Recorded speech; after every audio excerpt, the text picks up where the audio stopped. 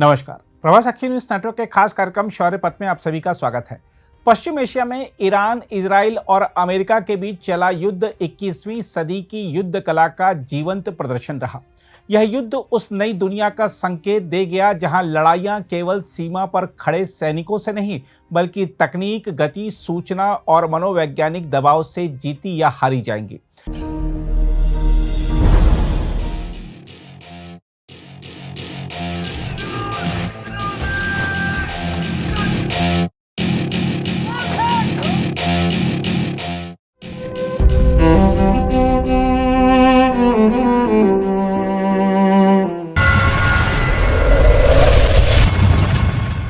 भारत के लिए यह युद्ध बहुत कुछ सीखने का अवसर दे रहा है, क्योंकि हमारे पड़ोस में चीन और पाकिस्तान जैसे दो दुश्मन देश हैं। सबसे पहले ईरान युद्ध की शुरुआत से लेकर संघर्ष विराम तक के घटनाक्रमों पर गौर करते हैं। हम आपको याद दिला दें कि युद्ध की शुरुआत जिस तीव्रता से हुई थी, उसने पूरी दुनिया को चौंका दिया था। लेकिन उसके बाद युद्ध धीमे धीमे आगे बढ़ता हुआ खिंचता चला गया। हम आपको याद दिला दें कि युद्ध के शुरुआती 12 घंटों में अमेरिका और इजराइल ने मिलकर लगभग 900 से अधिक हवाई हमले किए थे। इन हमलों का लक्ष्य केवल सैन्य ठिकाने नहीं थे, बल्कि ईरान की कमान और नियंत्रण प्रणाली, मिसाइल लॉन्चर, रडार नेटवर्क और शीर्ष सैन्य नेतृत्व था। इस पहले ही झटके में ईरान के कई वरिष्ठ कमांडर मारे गए और उसकी सैन्य संरचना को गहरा आघात पहुंचा। लेकिन ईरान ने बिना विचलित हुए जिस तेजी से जवाब दिया, उसने यह साबित कर दिया कि आधुनिक युद्ध में प्रारंभिक बढ़त अंतिम जीत की गारंटी नहीं होती। ईरान ने सैकड़ों बैलिस्टिक मिसाइलों और ड्रोन का इस्तेमाल करते हुए जवाबी हमला किया। कई हमले सफल रहे और उन्होंने यह दिखाया कि सीमित संसाधनों वाला देश भी महाशक्तियों को चुनौती दे सकता है। अगर सैन्य नुकसान की बात करें तो यह युद्ध दोनों पक्षों के लिए महंगा साबित हुआ है। अमेरिका और इजराइल को अपनी तकनीकी श्रेष्ठता के बावजूद नुकसान उठाना पड़ा है। उनके आधुनिक लड़ाकू विमान मार गिराए गए, सैन्य हेलीकॉप्टर और कई ड्रोन नष्ट हुए और शुरुआती चरण में मित्र देशों की गलती से भी कुछ विमान गिर गए।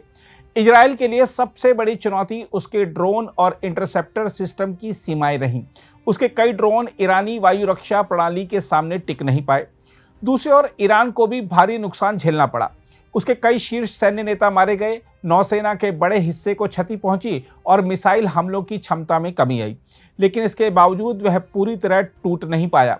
उसके कई मिसाइल लॉन्चर अभी भी सक्रिय हैं और वह लगातार हमले करने में सक्षम है। ट्रंप की सभ्यता समाप्त कर दूंगा वाली धमकी के सामने भी ईरान जिस तरह सीना तान कर खड़ा रहा, वही इस युद्ध की सबसे महत्वपूर्ण सीख है कि पूर्ण विनाश अब भी एक कठिन लक्ष्य है। रणनीतिक दृष्टि से देखें तो अमेरिका और इजराइल ने एक अत्यंत आक्रामक और तेज रणनीति अपनाई। उन्होंने युद्ध की शुरुआत ही इतनी तीव्रता से की कि दुश्मन को संभलने का मौका न मिले। साइबर हमलों के जरिए ईरान के संचार नेटवर्क को बाधित किया गया, जिससे उसकी प्रतिक्रिया क्षमता प्रभावित हुई। इसके बाद हवाई हमलों के माध्यम से लगातार दबाव बनाया गया और नेतृत्व को निशाना बनाया गया। इसके विपरीत ईरान ने लंबी लड़ाई की रणनीति अपनाई। उसने सीधे मुकाबले की बजाय धीरे धीरे थकाने वाली नीति अपनाई। उसने कम लागत वाले ड्रोन और मिसाइलों का इस्तेमाल कर बार बार हमले किए, जिससे दुश्मन के महंगे रक्षा सिस्टम पर दबाव बना।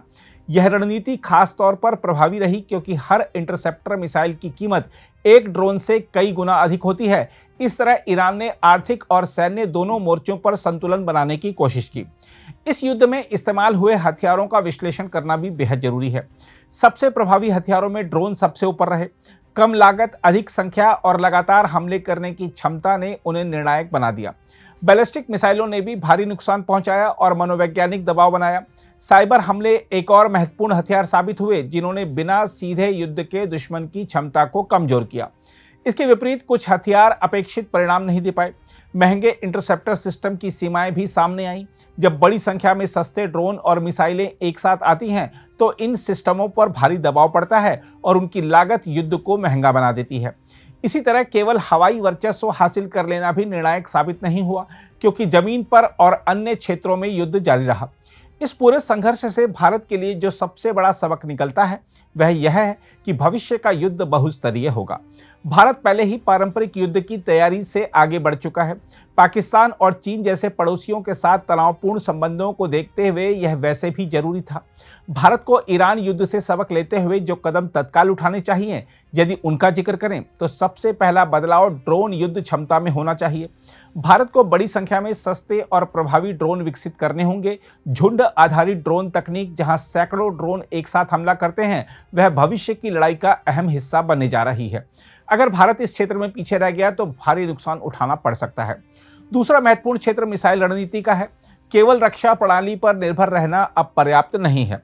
भारत को दुश्मन के लॉन्चर और ठिकानों को नष्ट करने की आक्रामक क्षमता विकसित करनी होगी। युद्ध में सबसे अच्छा बचाव कई बार आक्रमण ही होता है।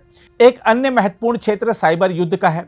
आने वाले समय में बिजली, बैंकिंग, संचार और रक्षा प्रणाली सब साइबर हमलों के दायरे में होंगे। भारत को न केवल अपनी सुरक्षा मजबूत करनी होगी, बल्कि आक्रामक साइबर क्षमता भी विकसित करनी होगी। एक और सबक लंबी लड़ाई की तैयारी का है। ईरान ने यह साबित कर दिया कि कमजोर देश भी लंबी लड़ाई लड़ सकता है। भारत को अपने गोला बारूद, ईंधन और संसाधनों का पर्याप्त भंडारण करना होगा। साथ ही घरेलू उत्पादन क्षमता को भी बढ़ाना होगा ताकि युद्ध के दौरान बाहरी निर्भरता कम हो। वैसे भारत ने हाल में सर्जिकल स्ट्राइक, एयर स्ट्राइक और ऑपरेशन सिंदूर जैसे अभियानों के जरिए दुनिया को यही संदेश दिया है कि दुश्मन को सबक सिखाने के लिए लक्षित कार्रवाई ही पर्याप्त है।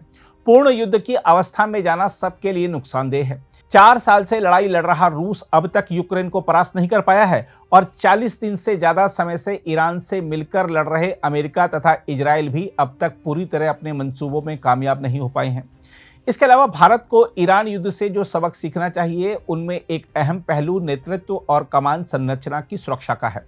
आधुनिक युद्ध में नेतृत्व को निशाना बनाना एक आम रणनीति बनती जा रही है। इसलिए अपने सैन्य और राजनीतिक नेतृत्व की सुरक्षा के साथ साथ दुश्मन के नेतृत्व पर सटीक हमला करने की क्षमता विकसित करनी होगी। एक और बेहद महत्वपूर्ण मुद्दा 2 मोर्चों पर युद्ध की तैयारी का है। भारत को यह मानकर चलना होगा कि भविष्य में उसे एक साथ चीन और पाकिस्तान दोनों का सामना करना पड़ सकता है। इसके लिए संयुक्त रणनीति, बेहतर समन्वय और संसाधनों का सही उपयोग आवश्यक होगा। बहरहाल देखा जाए तो इस युद्ध ने यह स्पष्ट कर दिया है कि आधुनिक युद्ध केवल हथियारों का नहीं बल्कि सोच का भी होता है। जो देश तेजी से बदलते हालात के अनुसार खुद को ढाल लेगा, वही विजेता बनेगा। भारत के पास संसाधन, जनशक्ति और क्षमता है, लेकिन उसे अपनी रणनीतिक सोच में और तेजी तथा आक्रामकता लानी होगी। अगर आप भी लेना चाहते हैं देश दुनिया की तमाम जानकारी, तो आज ही सब्सक्राइब करें हमारे चैनल को। साथ ही नीचे दिए बेल आइकन को जरूर दबाएं ताकि हर अपडेट आप तक पहुंच सके।